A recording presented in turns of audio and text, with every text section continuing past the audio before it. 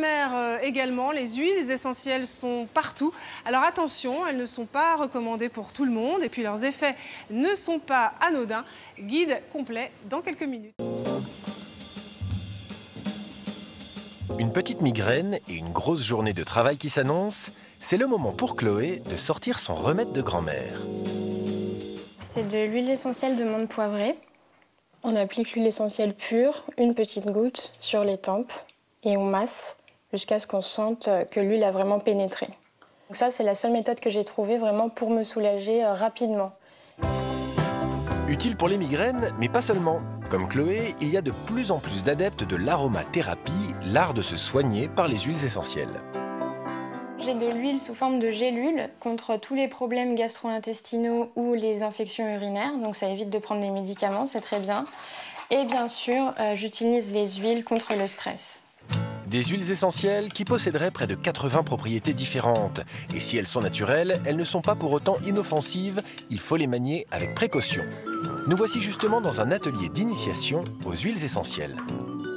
On les mélange, c'est-à-dire qu'on va faire une synergie pour augmenter l'efficacité de chacune d'entre elles, puisqu'elles ont des mécanismes d'action différents sur le stress. Aude est aromathérapeute. Son rôle, faire découvrir les huiles essentielles et apprendre à les utiliser correctement. Alors, quand on ne connaît pas une huile essentielle, on ne l'applique jamais pure sur la peau et on ne la met jamais dans la bouche. Tout simplement parce qu'une huile essentielle est un concentré de molécules aromatiques qui peut être potentiellement irritante ou dermocaustique. Donc, si elle est dermocaustique, ça veut dire qu'elle brûle la peau ou les muqueuses. Et d'autre part, par voie interne, il y a des risques toxiques plus importants. 2 gouttes pures appliquées à l'intérieur des poignets ou diluées dans de l'huile végétale, dans du miel ou sur un morceau de sucre, les applications se font au cas par cas. Mais quoi qu'il arrive, n'utilisez jamais d'huiles essentielles chez les femmes enceintes ou les enfants de moins de 6 ans. Et après quelques questions, on comprend mieux l'intérêt de prendre des notes, car vous allez voir que rien n'est simple. Par exemple, l'huile essentielle d'eucalyptus, ça ne veut rien dire, tout simplement parce que vous avez de l'eucalyptus mentholé, qui est une huile essentielle fluidifiante des sécrétions ORL. Vous avez l'huile essentielle d'eucalyptus citronné, qui sent l'essence de citronnelle, qui est un répulsif contre les moustiques, et qui est une grande anti-inflammatoire. Et vous en avez encore plein d'autres. Bref, pas facile de tout retenir. Du coup, voici les 3 huiles essentielles à la constitution de votre trousseau d'urgence.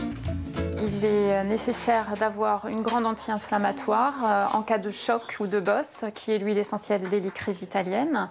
Une autre qui est une grande antispasmodique qui est une grande antalgie, qui est l'huile essentielle d'estragon. Et une autre qui va gérer le stress et les émotions avec des propriétés calmantes et sédatives, qui est par exemple l'huile essentielle de camomille noble.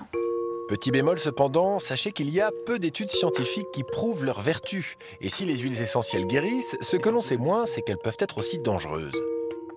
On ne soupçonne pas assez le pouvoir des huiles essentielles parce que ce sont vraiment des bombes, donc ils sont à manier avec précaution.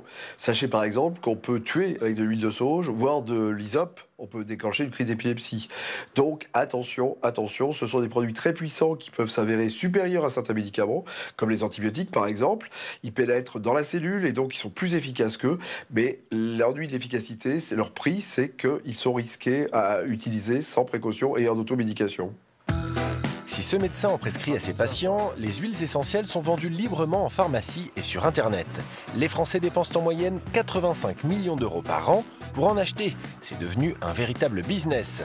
Attention cependant à bien choisir votre huile essentielle en demandant sa fiche d'analyse, une sorte de carte d'identité.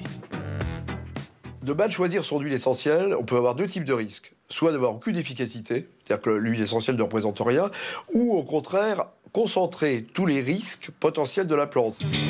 Dans cette pharmacie, les huiles essentielles pures se vendent entre 3 et 20 euros l'unité.